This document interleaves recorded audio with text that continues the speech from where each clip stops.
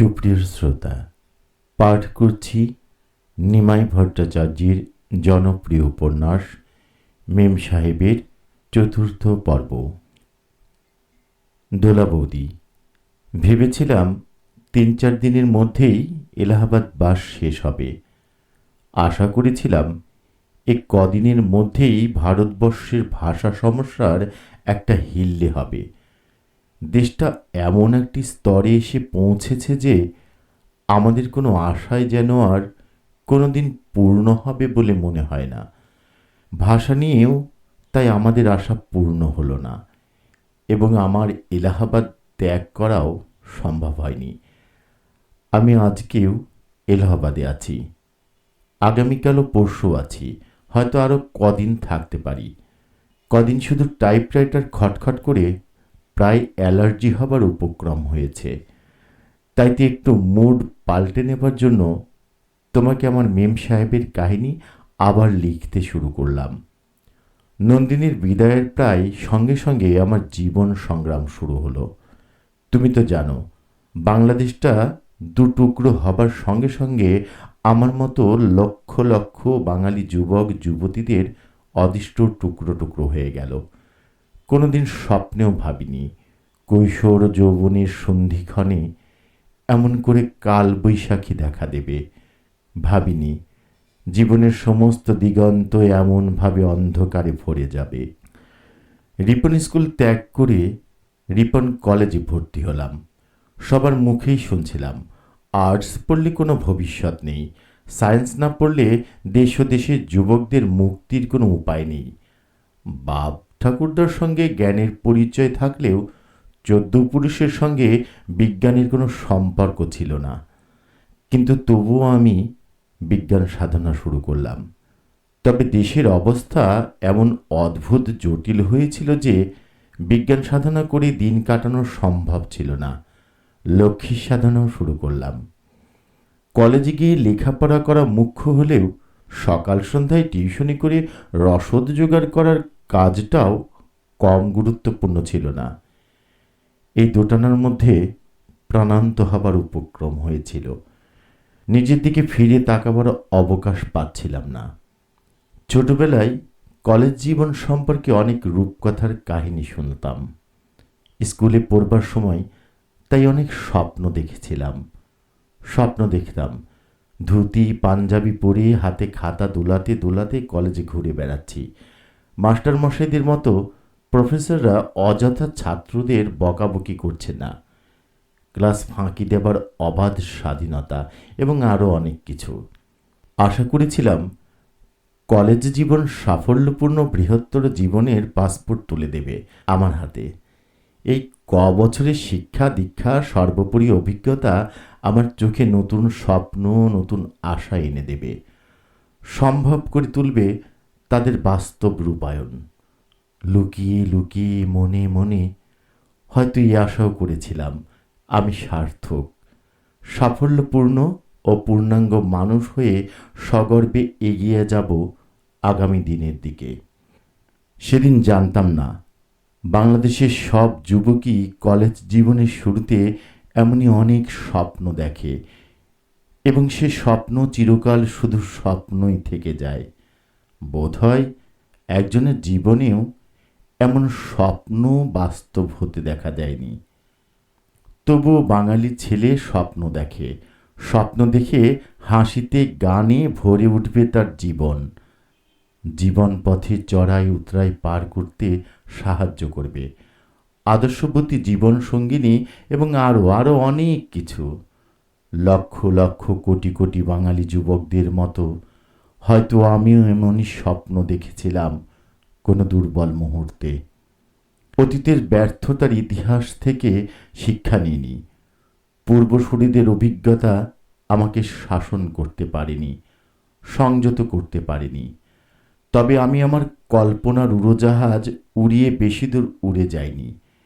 রিপন কলেজের এয়ারপোর্ট থেকে take off করার পরপরই ক্র্যাশল্যান্ড করে সম্বিত ফিরে পেয়েছিলাম। একদিকে অর্থ চিন্তা, অন্যদিকে ভবিষ্যতের চিন্তায় আমি এমন প্রমত্ত ব্যস্ত থাকতাম যে আশেপাশে কোনো ভ্রমর আমার মধু খাবার জন্য উঠছে কিনা সে খেয়াল করার সুযোগ পেতাম না। জীবনটার সঙ্গে সঙ্গে মনটাও কেমন যেন সংকুচিত হয়ে গিয়েছিল। আমার সীমিত জীবনের মধ্যে যে কটি নারী পুরুষের আনাগোনা ছিল তাদের দিকে ফিরে তাকাবারও কোনো আগ্রহ বা উৎসাহ ছিল না। কিন্তু কি আশ্চর্য, কিছুকাল পর আবিষ্কার করলাম কে যেন আমার মনোবীণার তারে মাঝে মাঝে ঝংকার দিচ্ছে। চোখের দৃষ্টিটা কেমন যেন একটু রঙিন মনে হলো। কদিন আগে পর্যন্ত যে আমার মুহূর্তের ফুরসত ছিল না নিজের দিকে তাকাবার, সেই আমি নিজের দিকে ফিরিয়ে ফিরিয়ে তাকানো শুরু করলাম। আরও একটা গেরুয়া পাঞ্জাবি তৈরি করলাম, কায়দা করে ধুতি পরাও ধরলাম। পাড়ার সেলুনে চুল কাটা রুচিসম্মত মনে হলো না। পরের মাসে টিউশনের মাইনে পাওয়ার পর একজোড়া হাল ফ্যাশনের কলাপুরীর চটিও কিনলাম। এমনি অনেক অনেক ছোটোখাটো পরিবর্তন এলো আমার দৈনন্দিন জীবনে।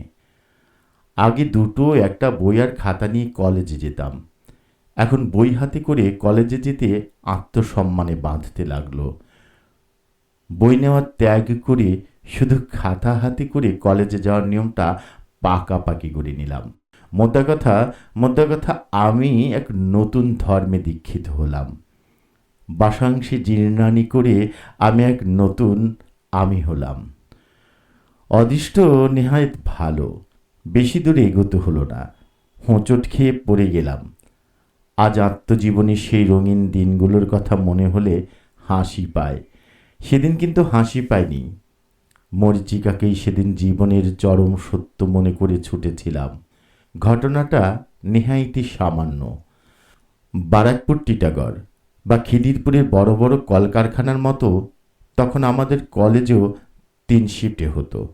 সকালে মেয়েদের, দুপুরে ছেলেদের, রাত্রিরে প্রৌঢ়দের ক্লাস হতো।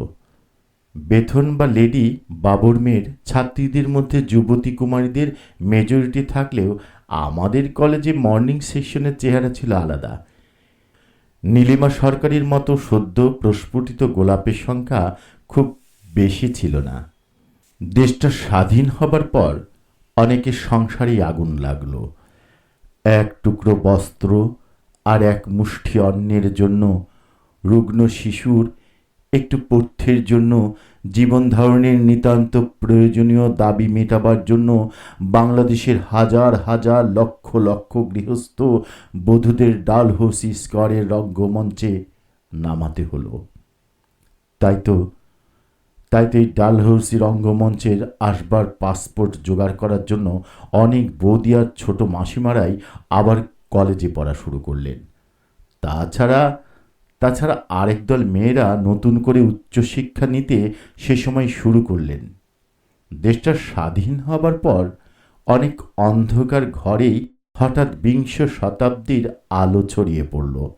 আমার কলেজের বিনামাসির মতো যারা কোনো অন্যায় না করেও স্বামী ও শ্বশুরবাড়ির অকথ্য অত্যাচার দিনের পর দিন, বছরের পর বছর সহ্য করেছেন, যারা বিবাহিতা হয়েও স্ত্রীর মর্যাদা পাননি, স্বামীর ভালোবাসা পাননি, সন্তানের জননী হয়েও যারা মা হবার গৌরব থেকে বঞ্চিত হয়েছিলেন, তাদের অনেকেই বন্দিশালার অন্ধকূপ থেকে ছিটকে বেরিয়ে এলেন।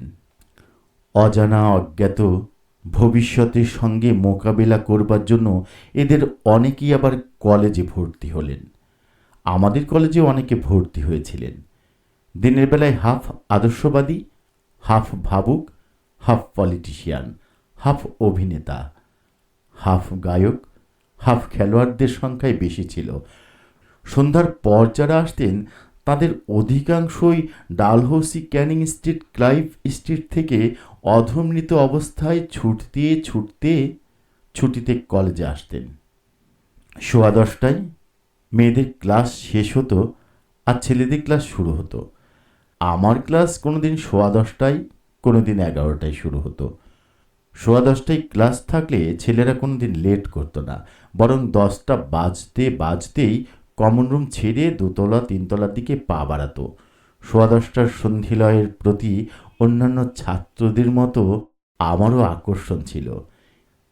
কিন্তু সকালবেলায় দুটো টিউশনি করে কলেজে আসতে আসতে প্রায় 10:30 বেজে যেত। তাই তো 10:15টার ক্ষণিক বসন্তের হাওয়া আমার উপভোগ করার সুযোগ নিয়মিত হতো না। বীণা মাসির সঙ্গে প্রায় পূরবী সিনেমার কাছাকাছি দেখা হতো। বীণা মাসি বিবাহিত যুবতী, কিন্তু সিঁদুর পরত না। বীণা মাসি বলতো, বিয়ে করেও যখন স্বামীকে পেলাম না, শ্বশুর বাড়িতেও স্থান পেলাম না, তখন সিঁদুর পরব কার জন্যে, কিসের জন্যে? ফুটপাতের এক পাশে দাঁড়িয়ে দাঁড়িয়ে আমরা 2-4 মিনিট কথাবার্তা বলতাম। কলেজের ছোকরা অধ্যাপক ও ছাত্রদের কেউ কেউ পাশ দিয়ে যাবার সময় একটু সরল দৃষ্টি দিয়ে চাইতেন। বীণা মাসি ও আমি দুজনেই তা লক্ষ্য করতাম, কিন্তু গ্রাহ্য করতাম না। পরপর কদিন বীণা মাসির সঙ্গে দেখা হলো না। প্রথম কদিন বিশেষ কিছু ভাবিনি।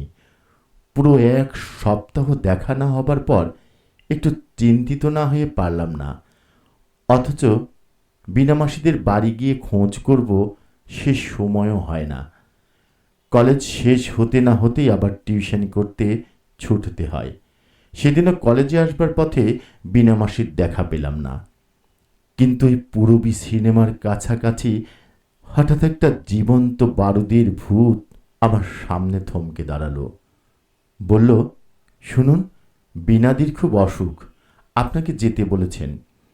সকাল 10:30টার সময় হ্যারিসন রোডের পর পূরবী সিনেমার পাশে এমনভাবে একজন সুন্দরী আমাকে বীণা মাসির সমন জারি করবে কল্পনাও করতে পারিনি। মুহূর্তের জন্য চমকে গিয়েছিলাম। একটু সামলে নেবার পর অনেক প্রশ্ন মনে এসেছিল, কিন্তু গলা দিয়ে সেসব প্রশ্ন বেরোতে সাহস পাইনি। শুধু বলেছিলাম, আপনি জানলেন কি করে? আমি বীণাদির বাড়ি গিয়েছিলাম। সেই দিনই বিকেলবেলা বীণা মাসিকে দেখতে গিয়েছিলাম। আমি যেতেই বীণা মাসি আমাকে প্রশ্ন করল, নীলিমার কাছে খবর পেয়েছিস বুঝি? আমি বললাম, কোন নীলিমা? ওই যে আমাদের সঙ্গে পড়ে, নীলিমা সরকার। তা জানি নে, তবে আজ সকালেই পূরবীর কাছে একটা সুন্দর ধরনের মেয়ে। বীণা মাসি আর এগোতে দিল না। বললে, হ্যাঁ হ্যাঁ, ওই তো নীলিমা। আমি বললাম, তাই বুঝি? বীণা মাসির কাছে আমি আমার চিত্র চাঞ্চল্যের বিন্দুমাত্র আভাস দিলাম না। নিজেকে সংযত করে নিলাম। কিছুক্ষণ গল্পগুজব করে সেদিনের মতো বিদায় নেবার আগে বীণা মাসিকে জিজ্ঞেস করলাম, কলেজ থেকে কেউ তোমাকে দেখতে আসেন না? হ্যাঁ, অনেকেই আসে। 3-4 দিন পরে আবার বীণা মাসিকে দেখতে গেলাম। গিয়ে দেখি সেদিনই সেই নীলিমা সরকারও বসে আছেন। নমস্কার বিনিময় করে আমি পাশের মোড়াটায় বসলাম। বীণা মাসির চাদরটা গলা পর্যন্ত টেনে নিয়ে পাশ ফিরে বললেন, জানিস নীলিমা, বাচ্চা আগে আমাদের পাড়াতেই থাকতো। আমাদের এই পাড়ায় থাকবার সময়ই ওর মা মারা যায়। নীলিমা বলল, তাই নাকি? আমি বললাম, আমার জীবন কাহিনী শোনার অনেক অবকাশ পাবেন, আজ থাক। যদি লিখতে পারত তবে বীণা মাসি আমার জীবন নিয়ে একটা রামায়ণ লিখত। ভাগ্য ভালো, বীণা মাসির কলম চলে না, শুধু মুখ চলে, কিন্তু তার ঠেলাতেই আমি অস্থির। নীলিমার সঙ্গে সেই আমার প্রথম আলাপ পরিচয় হলো। 10-12 দিন পর বীণা মাসির ওখানেই আমাদের আবার দেখা হলো। সেদিন দুজনেই একসঙ্গে বেরোলাম। তারপর কলেজ স্কোয়ার পর্যন্ত একসঙ্গে হেঁটে গিয়ে দুজনে দুদিকে চলে গেলাম। ওই সামান্য আলাপ পরিচয়তেই আমি যেন কেমন পাল্টে গেলাম। সকালবেলা টিউশনিতে একটু ফাঁকি দিয়ে ও স্নান আহারের পর্ব কিঞ্চিৎ ত্বরান্বিত করে দৌড়ে দৌড়ে 10:15টার আগেই কলেজে আসা শুরু করলাম। কোনো দিন দেখা হয়, কোনো দিন হয় না। কোনো দিন কথা হয়, কোনো দিন হয় না। কোনো দিন আবার দূর থেকে একটু তির্যক দৃষ্টি আর মুচকি হাসি বিনিময়, তার বেশি আর কিছুই নয়। কিন্তু তবু আমি কেমন স্বপ্নাতুর হয়ে পড়লাম। নীলিমাকে কোপাইলট করে আমি আমার কল্পনার উড়োজাহাজ নিয়ে টেক অফ করলাম, ভাব সমুদ্রে ভেসে বেড়ালাম। ওই শুধু একটু মুচকি হাসি ও ক্ষণিকের দৃষ্টি বিনিময়কে মূলধন করে আমি অনেক অনেক অনেক দূরে গিয়ে গেলাম। টোপর মাথায় দিয়ে নীলিমার গলায় মালা পরিয়েছিলাম, পাশে বসে বাসর জেগেছিলাম।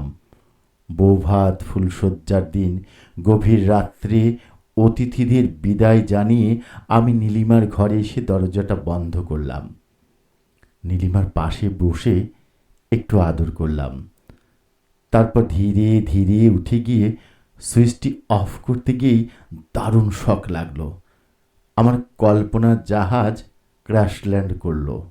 কোপাইলট নীলিমাকে আর কোথাও খুঁজে পেলাম না।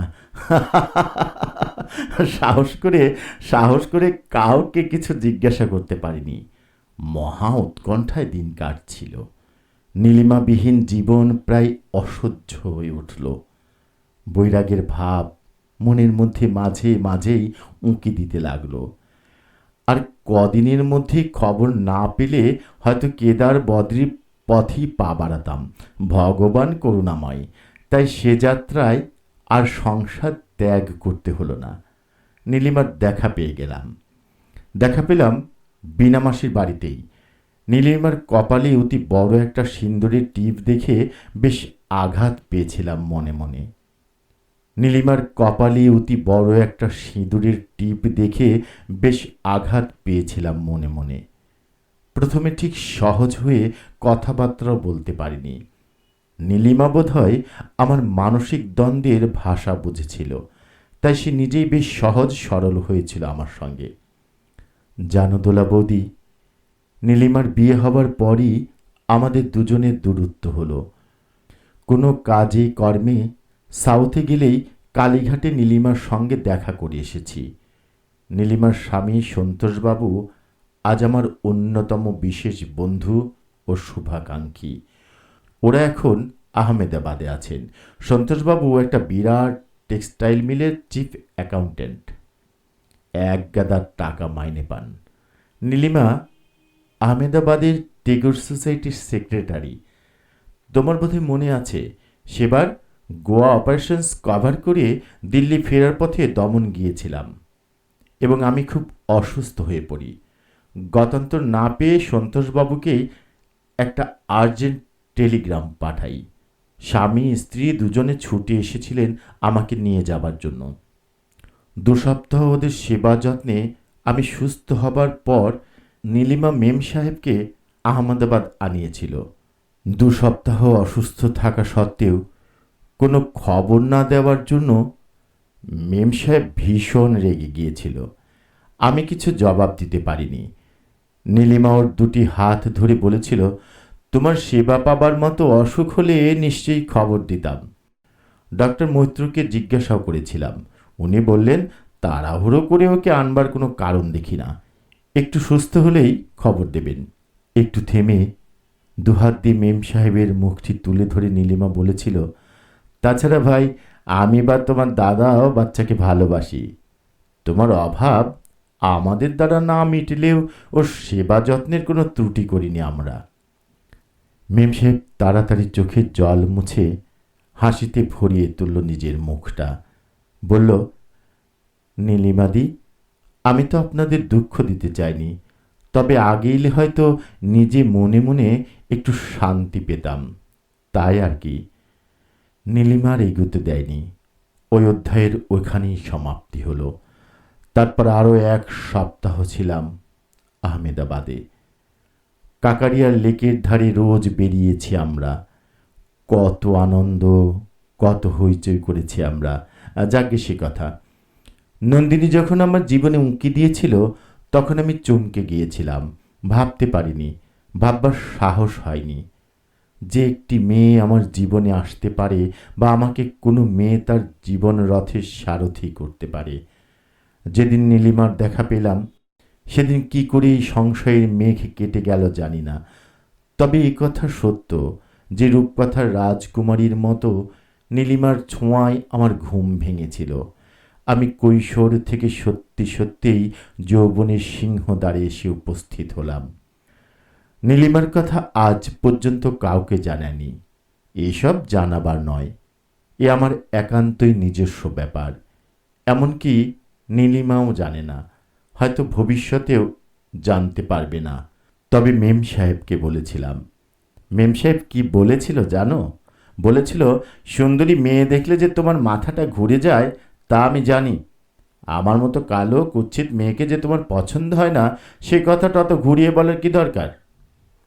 আমি শুধু বলেছিলাম, প্রহরের শেষের আলোয় রাঙা সেদিন চৈত্র মাস, তোমার চোখে দেখেছিলাম আমার সর্বনাশ।